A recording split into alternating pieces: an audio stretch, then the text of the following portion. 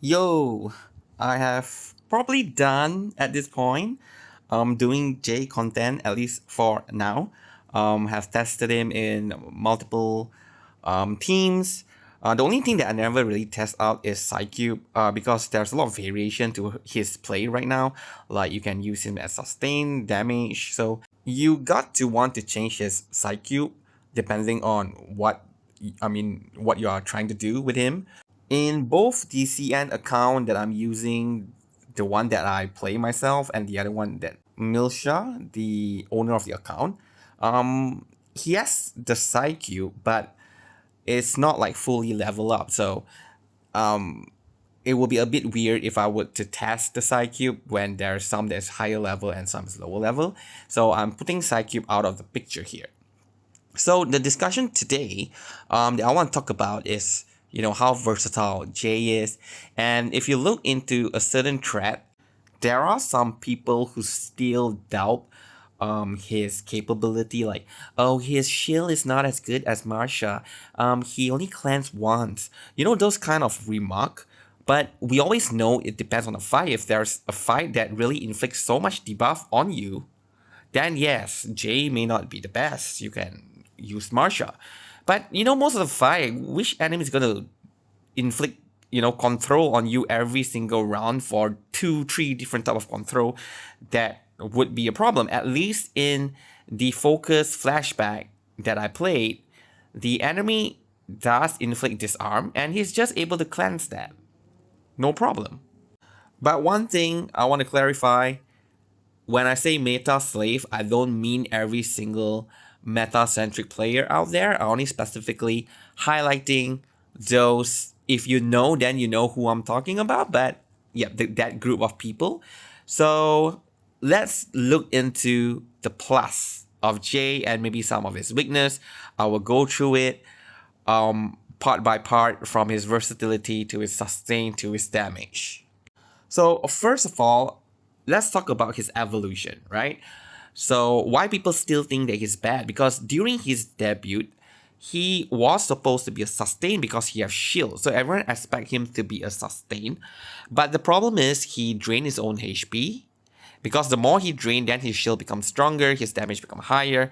So that's how he works. So at one point, you really want his HP to be really low. But since the shield is not very thick, and if you fight against like raid, you hit millions of scores, and then the enemy will be hitting so hard, it will just bypass or basically break his shield and instantly kill him because his HP is very low. So a lot of people didn't like that because that time the end game was raid and he can't really bring you to a really high score in raid. By all means, he still can hit 850 score, which is the requirement for the raid that time. It's not very difficult to hit 850. But since there is Winsong who is doing millions and millions and millions of damage, so if another character is just doing like over 1 million, it does feel like they are kind of weak. So due to that, it was mainly recommended not to pull for J, so a lot of people skip this, but there are still a bunch of people who pull because there's a lot of people who like the character. You think this character looks really hot, they really like him, so they pull for him. If you need to know, I like J because I like repause mechanics. Okay, in a lot of games, I always like to play repause mechanics. So when Blue Pork dropped this character to me, it was a perfect character that I like to play, which is why I like J's kit so much. And since then, I pretty much use J anytime that I can. So most of the time, he actually can still clear content. You just gotta be careful with the shield. Like you have to use the Verdant Moxie to rank it up to rank 2, and then use it whenever you can in order to get a strong shield. But a lot of people couldn't manage that. So Blue Pork also noticed the same. So when Reverie comes into the picture, Blue Pork started to give us what I call as a lockout stage, which means if you clear this stage with this character, they are locked out. So you need to use a different set of characters for a different stage. And to one point, like in 400 meter and above, there is like 4 stage. So you need like 4 sustain. So during that time, Blue Pot give us a lot of upgraded sustain unit by giving them Euphoria. And one of it was Bebbles. So Bebbles Euphoria can stack on top of Jay's Euphoria. So strengthening his shield, making him not easily being one-shot by the boss. So during that time, he's actually really viable in raids, but again, not a lot of people pull for him, and there are also other team comp that doesn't actually need his kit. So technically, a lot of people still did not use him, but I did try in each level, like each set, like until 250 meter, under 300, under 350. Actually, he works all the way. You can use him all the way up to 440. 450 meter is a little bit strict. There's only one stage for Beast, and that's 450-4, and it's more to out related. Okay, so Jay at that point doing damage is through his repulse, and that is not an ultimate. So his value kind of drop after that, so it's under like 440. After that, it kind of drop. And since then, obviously, with the existence of Keeperina and then moving into Marsha, we kind of have really good shielder. And with the new rate, the enemy will be attacking us all the time. So if you hit like over 10 million score, you will likely die if you don't have a good sustain. So yeah, nobody used J from then on. Until now, he finally get his Euphoria. He ditched Babel. You don't need Babel anymore. Now that he joined Razor Squad, he is crazy. Like, he has sustain, he has good buffs, and he also do a lot of damage. Okay, so here, let me go through one by one with you. First of all, here, I want to talk about his versatility. Okay, and that is related to his buff. His buff is 87.5% damage bonus. And this is not including the 30% repulse damage bonus. So if it's for a repulse unit, he provides more than 100% damage bonus. Okay, so this makes him a very generic buffer that it can work in any team. So if you don't need his shield or his sustain because you have another sustain team, then you just apply it or use him as a buffer. So I did that for Nautica's team. I replaced Sentinel. Yes, he's not as good as Sentinel there, but it's still significant. It's still good damage. So in that sense, you can technically put him in any team that you want.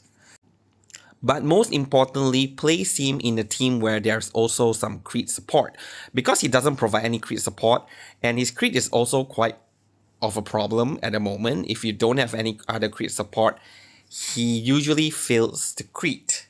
So you definitely want to pair him with another crit support or a DPS that has a really high crit, and he will work as a very good buffer. Okay, so based on my testing, so I won't say my testing is like a fact. What I mean is that in the showcase, in that specific stage, it may be better, but perhaps some other stages, due to certain boss mechanic, it may not actually be. Okay, so do consider that points.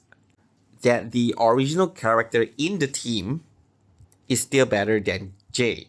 Okay, but from my testing, Anjo, Broom, Charon, and Jay is really strong, and they are Beast team. Okay, Beryl, Lawrence, Isol, he can replace Marsha. Unless you really need more sustain, then you can bring Marsha back.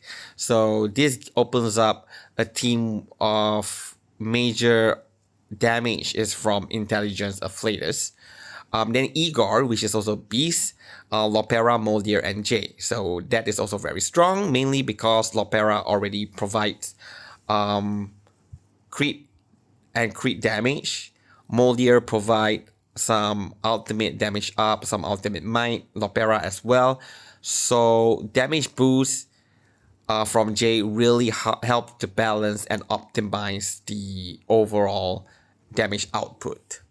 But whatever the case is, since he is a very good buffer, this really expand on his versatility. Okay, so if you can see Marsha in several other teams, you can actually do the same for Jay. You can put Jay in the place of Marsha, unless the only thing that he can't do, which Marsha can do effectively due to pardon, due to cleansing and all. Jay only cleanse once. Okay, but again, if there is no fight that inflicts so much control on you, technically it's not a problem. As Jay as a sustain, he now reapplies his shield to a maximum value of 600% of his attack. And to compare with Marsha is 650, because yeah, the meta slaves say that the shield is weaker, only cleanse once, just stuff. But yeah, 600, 650, it's not to say that big of a difference. It is. I would also agree that Marsha is indeed a bit stronger, but it doesn't mean Jay can't tank until the end game. He also has damage reduction, and if you reapply his shield, which especially if you're playing him as DPS, you will end up using the shield anyway because you want the AP. So at that point, you can actually stack up quite a good amount of shield and tank the boss attack even until the end of the round for it. If it's for other mode like Focus, Flashback, Tide of Thoughts right now, and Reverie, he has no problem sustaining. As for cleansing, as I already mentioned, which fight actually inflicts so much of control? Like all different kind of control status on us. Okay, I don't think there is, I wouldn't say there is none. There is, but it's not that many. Okay, stages that have that kind of mechanic. As for his damage, okay, to be honest with you, I didn't expect his Euphoria to be doing that much damage. Because I think he's more like a sub DPS with more buff, which indeed he did get that 87.5%, but it's just crazy that his damage is also like that, and he can even hit like 10 and 20 million of score in raid. Okay, it's insane. But in terms of its damage and build, there is two types. Okay, one is out build, the other is repulse build. For the out build, like I say, Jay has some crit issue, so you want to bring Melania. There is two reasons. One is due to passion drain.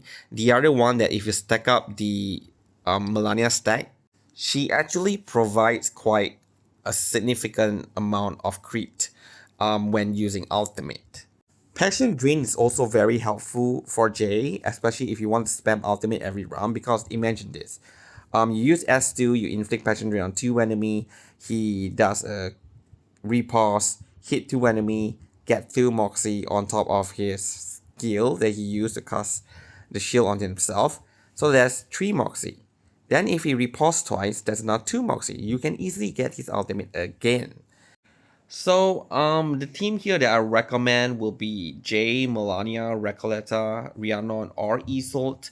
With Recoleta, it's a double out build, because you use Recoleta's preparation to cast it on Jay, so Jay trigger ultimate, and then during Jay's own turn, he can also use ultimate again.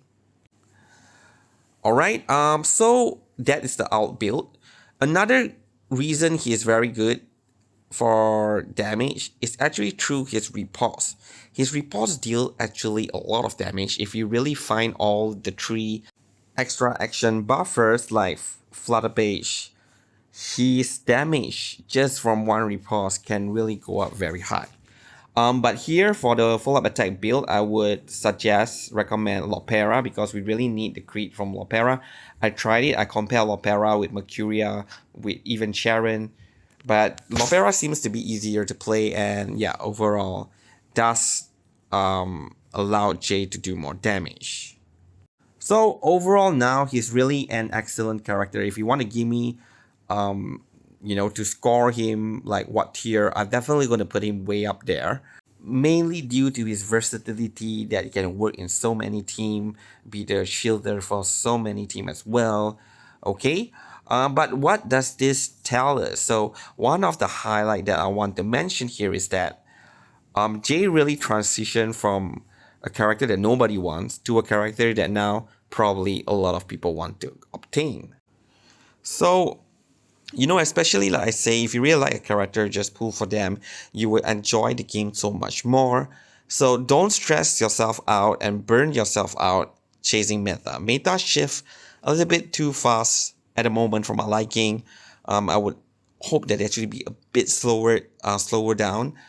That more character will stay relevant for a longer time. You don't have to keep giving the newer characters Euphoria, because the one that we have are still good and we are able to clear like every end game. Okay, yeah, so that is all for this video. I hope this give you an insight as well to the Jay situation right now. And yep, in my opinion, he's really a good character. The sustain is strong enough, the cleansing is sufficient, the buff is just crazy, and the damage is also pretty crazy as well. Okay, yeah, so thank you very much for watching and have a good day.